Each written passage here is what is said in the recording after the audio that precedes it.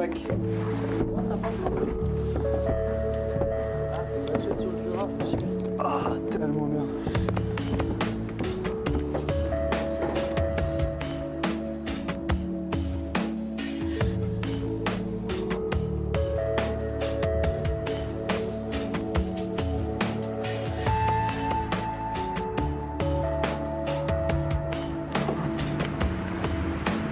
Mais c'est haut quand même, hein.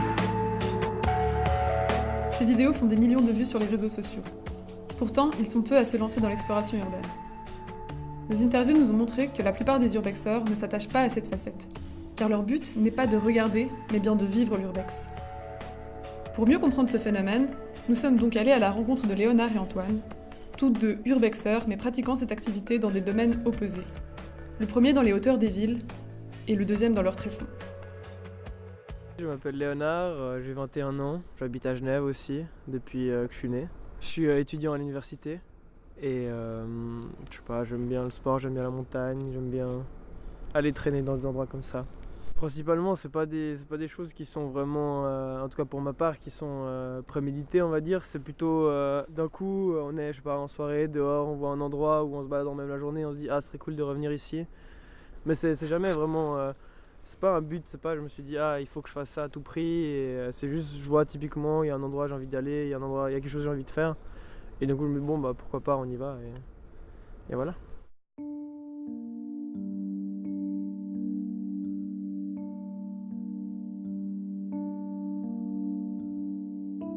Je m'appelle Antoine Rognon, je suis en première de master à l'université de Neuchâtel en sciences historiques et littérature française et j'ai fait un Erasmus au dernier semestre de ma troisième année à Paris. Lors de son Erasmus, Antoine découvre la face engloutie de la capitale. Et alors je suis tombé dessus complètement par hasard, je suis pas parti à Paris en me disant que j'allais absolument visiter les catacombes. J'ai rencontré quelqu'un dans une soirée, on a commencé à discuter et on s'est très bien entendu, il m'a proposé de descendre et j'ai fait 2-3 visites avec lui, ensuite j'ai commencé à y aller par moi-même et puis j'ai fini par emmener des groupes sur la fin de mon Erasmus. Donc je parle évidemment pas de la visite officielle des touristes, mais bien des visites inofficielles des catacombes, celles qui sont pratiquées par les personnes qu'on appelle des cataphiles. Malgré leurs explorations de milieux urbains différents, Léonard et Antoine semblent tous deux rechercher une dimension autre. Je dirais que dans un premier temps, le noir absolu, l'absence de son et le dépaysement total par rapport aux grands espaces, au fait que tu as un mur à ta droite, un mur à ta gauche, le plafond est bas, tu es vraiment dans une sorte d'espace fermé. Dans un premier temps, tu oublies complètement où tu es. Jusqu'au moment où tu as un métro qui passe pas loin et tout vibre. Et tu te dis, ah oui, c'est le métro, je suis à Paris. Et là, tu te souviens peut-être que tu étais à Paris, mais je pense que tu te rends pas compte. Tu es vraiment dans un autre monde, le cadre est tellement différent. Plus rien n'existe à part ce que tu es en train de vivre. C'est des choses qui te font vivre le moment présent très fort et tu es prêt à oublier ce qu'il y a autour.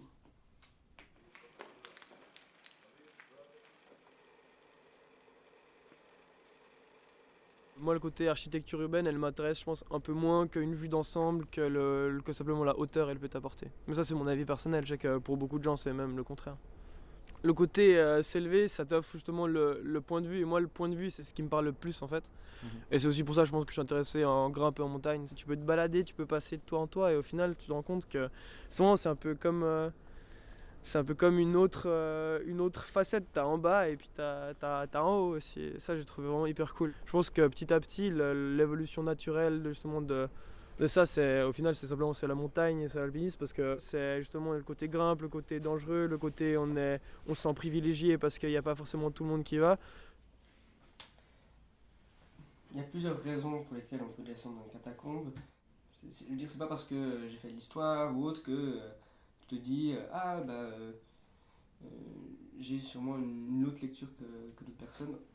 T'as pas une lecture particulière parce que c'est trop inédit en fait.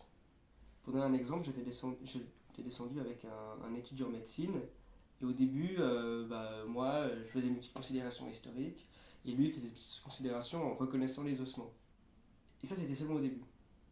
Et tout d'un coup, t'as ce sentiment où tu te rends compte de où tu es, de la masse, de ce qui n'est plus autour de toi.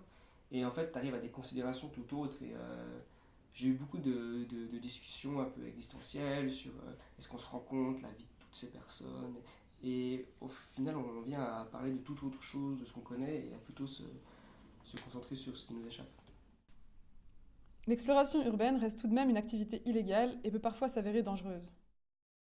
Et oui, il y a des risques, et ces risques, ils peuvent être diminués, voire presque supprimés si on prend suffisamment ses précautions.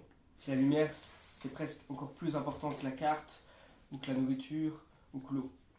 Parce qu'il n'y a aucune source de lumière dans les catacombes. C'est-à-dire que si tu n'as pas de lumière, tu as beau avoir une carte, tu es dans l'incapacité de la lire. Et donc tu es incapable de te retrouver.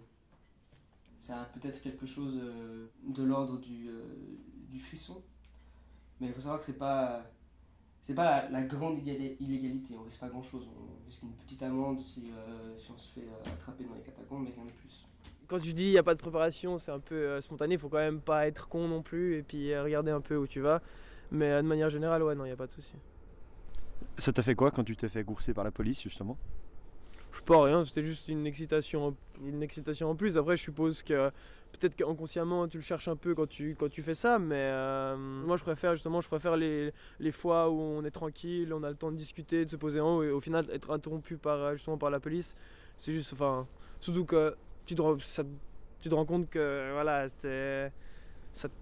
t'es pas forcément censé être là et que ça brise un peu le... Bon, d'un côté ça rajoute un peu le côté excitant, mais de l'autre, le côté justement, ça te rappelle que t'avais rien à faire ici et que au final c'est un peu dommage.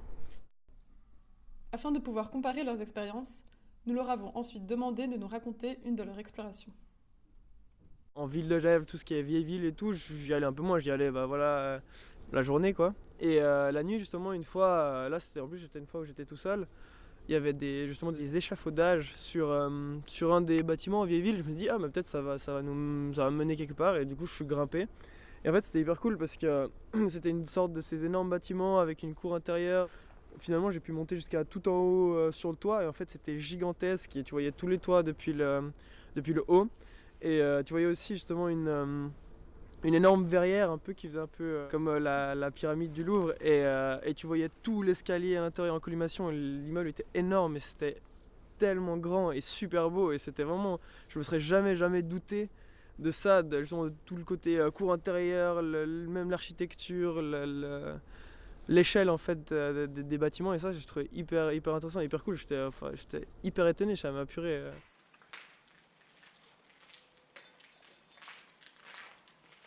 Une autre expérience particulière, c'est la première fois quand même que je suis arrivé à un ossuaire. C'est assez impressionnant. Même dans la visite des catacombes officielles, par les écriteaux, par le guide, par les autres personnes qui sont là, tu as une distance envers les ossements. Et cette distance, elle n'existe plus du tout quand tu es dans un ossuaire inofficiel. Et il y en a tellement partout que tu ne peux pas les éviter. C'est-à-dire que le sol en est couvert. Si tu veux avancer dans le souterrain, tu es obligé de passer dessus. Donc tu ne peux pas te dire ah, ça me fait peur, je ne veux pas m'approcher. Si tu es arrivé jusque là, tu es obligé d'aller jusqu'à les toucher. Au final, au cours de ces entretiens, nous avons réalisé que ce qui les pousse à s'aventurer dans ces lieux urbains, ce sont les sensations que cela leur procure. C'est ainsi ce qui relie ces différents types d'exploration. Il y a une sorte de tension entre une expérience très forte qui t'ancre vraiment dans le présent que tu es en train de vivre, et à la fois tu te sens complètement dépassé par la taille et par la mort. Partout c'est la mort, c'est des milliers de corps de gens qui ont été.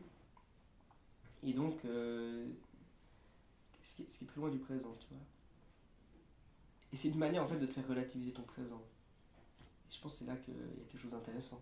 T'as l'impression d'avoir une pièce de plus dans ton puzzle. T'as l'impression de savoir un truc que les autres ils savent pas forcément. Et je sais pas, de toute façon c'est sympa de découvrir, du coup. Ouais.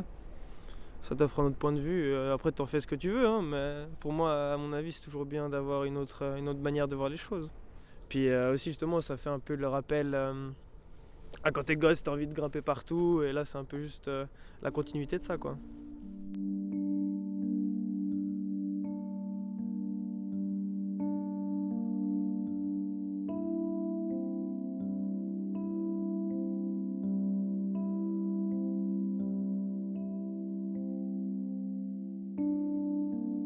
Chaque descente était une expérience vraiment particulière. Au bout d'un moment, tu te mets dans un état d'esprit qui est très différent. Peut-être tu te centres plus sur toi-même à cause du rapprochement de l'espace.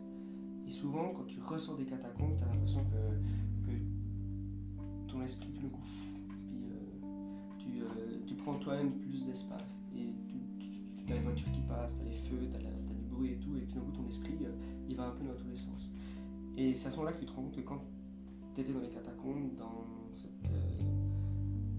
ces ténèbres, dans ce silence, avec ce peu de détails, ce peu d'espace, et bien, tu te centres vraiment sur toi-même et puis sur ce que tu ressens, parce que c'est presque plus que ton ressenti qui reste au final.